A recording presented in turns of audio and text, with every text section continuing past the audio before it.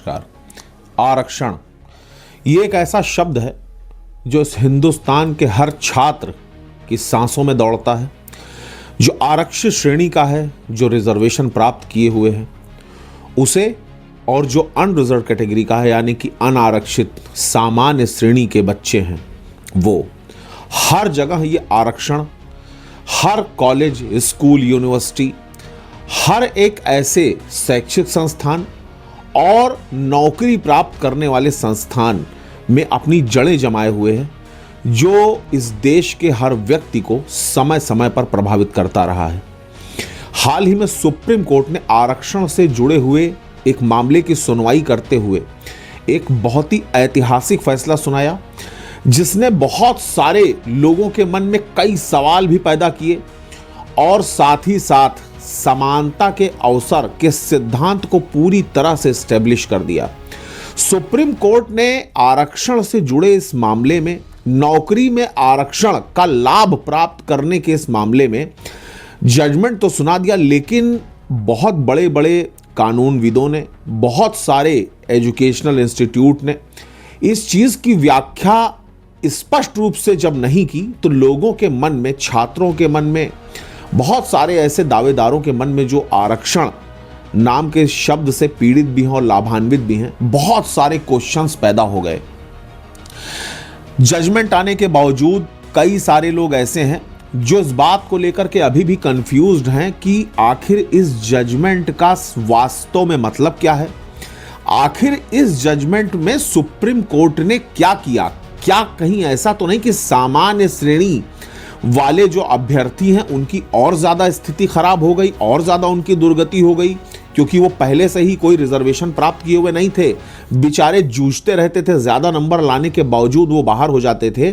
और अब इस जजमेंट के बाद कहीं ऐसा तो नहीं कि उनकी और ज्यादा स्थिति खराब हो गई, वो और ज्यादा चीजों से वंचित हो गए और रिजर्वेशन कैटेगरी वाले और ज्यादा लाभान्वित हो गए, उनको और ज्यादा फायदे मिल गए। इन बहुत सारे क्वेश्चंस से लैस है ये जजमेंट। स्थिति को स्पष्ट नहीं करने की वजह से लोग कंफ्यूज्ड हैं। आज मैं आपको ऑनरेबल सुप्रीम कोर्ट द्वारा पारित इस निर्णय को बिल्कुल पूरी तरह से उधेड़ करके इसकी व्याख्या करूंगा, बहुत कम शब्दों में, सरल शब्दों में, और कोशिश करूंगा कि बिल्कुल निहायत लेमैन लैंग्वेज में, आम बोलचाल की भाषा में आपको यह बताऊंगा कि आखिर इस निर्णय का वास्तव में मतलब क्या है और कौन लोग हैं जो इसका लाभ प्राप्त करेंगे और कौन से ऐसे लोग हैं जो इसका लाभ प्राप्त नहीं करेंगे। सबसे पहले मैं आपको बहुत छोटी सी समरी बता दूं, बहुत ही लेमैन लैंग्वेज में मैं आपको बताने जा रहा हूं कि देखिए, राजस्थान हाईकोर्ट में कुछ पदों की भर्ती निकली। उसमें जो रिजर्वेशन कैटेगरी के कैंडिडेट थे उन्होंने भी पार्टिसिपेट किया, और जो अनरिजर्व कैंडिडेट थे, अनरिजर्व कैटेगरी के सामान्य श्रेणी के यानी कि जनरल श्रेणी के जो बच्चे थे, उन्होंने भी पार्टिसिपेट किया नौकरी के लिए भर्ती प्रक्रिया में। जो रिजर्वेशन प्राप्त अभ्यर्थी थे यानी कि SC, ST, OBC इस कैटेगरी के बच्चे थे, उनमें से कुछ बच्चों के नंबर सामान्य श्रेणी यानी कि जनरल कैटेगरी वाले जो अभ्यर्थी थे, पार्टिसिपेंट्स थे, उनसे भी ज्यादा आए। लेकिन उन पदों पर उन रिजर्वेशन प्राप्त बच्चों को ज्यादा नंबर लाने के बावजूद भर्ती उनकी नहीं हुई। जब ऐसा हुआ तो उन बच्चों ने इस मामले को राजस्थान हाईकोर्ट में चुनौती दी और कहा कि साहब, हमारे नंबर ज्यादा हैं, उसके बावजूद हमको उन पदों पर भर्ती नहीं मिल रही जहां पर जनरल कैंडिडेट के लिए सीटें हैं, जबकि हमारे अंदर ज्यादा योग्यता है, हम ज्यादा काबिल, हमने ज्यादा नंबर प्राप्त किए हैं। तो ये तो गलत है, ये तो सामान्य जो आधार मिले हुए हैं, अधिकार मिले हुए हैं समानता के, जो आर्टिकल 14 है, 16 है, उसका वॉयलेशन है। ये तो कॉन्स्टिट्यूशन के जो आर्टिकल्स हैं उसके विपरीत है। तो राजस्थान हाईकोर्ट ने कहा कि नहीं, ये सही है, सही सब कुछ हुआ है, और चूंकि आप रिजर्वेशन प्राप्त किए हुए हैं, आपने उस रिजर्वेशन के अंतर्गत जो जो लाभ मिलते हैं, रिलैक्सेशन मिलते हैं, उनको ले रखा है, इसलिए आप उन जनरल कैटेगरी के जो पद हैं उन पर भर्ती के दावेदार नहीं होंगे। तो जो रिजर्वेशन प्राप्त कैंडिडेट थे उन्होंने इस मामले को सुप्रीम कोर्ट में चुनौती दी, और सुप्रीम कोर्ट ने राजस्थान हाईकोर्ट के निर्णय को डिटो कर दिया, यानी कि सही ठहराया।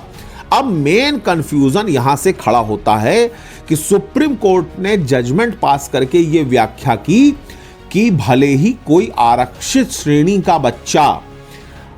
जो SC ST OBC कैटेगरी से संबंधित बच्चा है वो पेपर देता है और उसके नंबर अगर जनरल कैटेगरी के बच्चों से ज्यादा आ जाते हैं तो वो उन सीटों पर भी भर्ती होने का दावेदार होगा।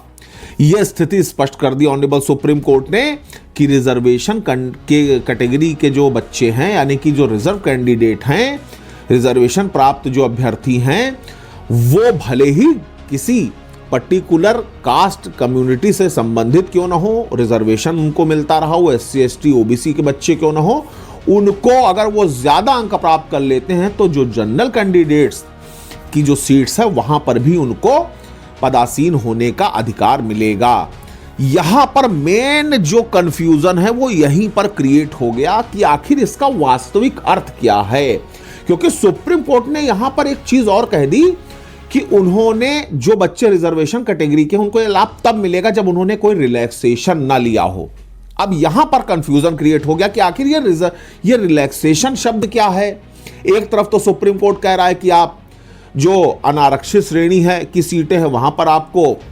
नौकरी प्राप्त करने का अधिकार होगा, चयनित होने का अधिकार होगा। फिर दूसरी तरफ ये कौन सा शब्द है, इसका क्या मतलब है, उस चीज को मैं यहां पर बहुत ही स्पष्ट रूप से क्लेरिफाई कर दूं। देखिए, इसका यह मतलब हुआ कि सुप्रीम कोर्ट का यह कहना है इस जजमेंट के माध्यम से कि अगर आप आरक्षित श्रेणी के बच्चे हैं यानी कि आरक्षण प्राप्त किए हुए हैं, रिजर्वेशन प्राप्त कैंडिडेट हैं और आपने अपना कास्ट सर्टिफिकेट लगा करके कोई पेपर दिया, जनरल कैटेगरी के बच्चों ने भी वो पेपर दिया, उसके बाद जो फाइनल मेरिट लिस्ट निकली तो अगर आपके नंबर जनरल कैंडिडेट के बच्चों से ज्यादा हैं तो आपको उन सीटों पर जो अनारक्षित श्रेणी की सीटें हैं वहां पर भी नौकरी मिलेगी। लेकिन उसके लिए जो कंडीशन है वो मैं आपको यहां क्लेरिफाई कर दूं कि आखिर कौन सी कंडीशंस हैं जिनको फुलफिल करना जरूरी है। भले देखिए, आप रिजर्वेशन कैटेगरी के बच्चे होने के बावजूद उन सीटों पर तभी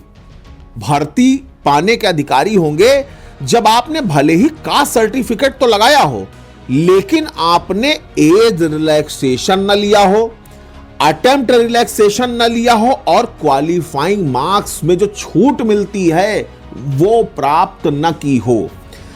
आप किसी पर्टिकुलर श्रेणी के यानी कि SC ST या OBC तो हो सकते हैं,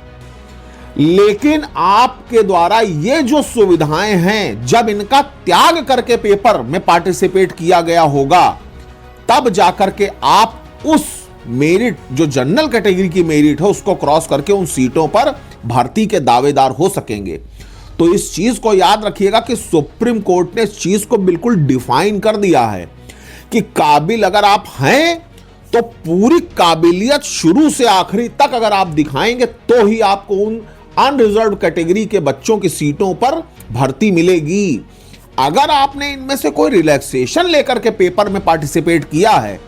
तो आपको उन अनारक्षित श्रेणी के बच्चों की सीटों पर भर्ती का लाभ नहीं मिलेगा। तो यह एक ऐसा कंफ्यूजन था जो लोग समझ नहीं पा रहे थे। मैंने पूरी कोशिश की है, अगर मुझसे फिर भी कोई त्रुटि रह गई हो तो मुझे क्षमा कीजिएगा, लेकिन जितना हो सका मैंने आपको क्लेरिफाई करके बताया है। अगर और भी कोई इससे अब जुड़ी हुई और भी कोई अपडेट आएगी या मैं इसको और ज्यादा क्लेरिफाई कर पाऊंगा, और भी ज्यादा सरल भाषा में इसकी व्याख्या कर पाऊंगा, तो मैं पूरी कोशिश करूंगा कि उससे रिलेटेड एक वीडियो मैं जरूर आप लोगों के बीच लेकर के आऊं, क्योंकि ये निर्णय इस देश के हर एक छात्र, हर एक पार्टिसिपेंट्स के भविष्य से जुड़ा हुआ है। धन्यवाद।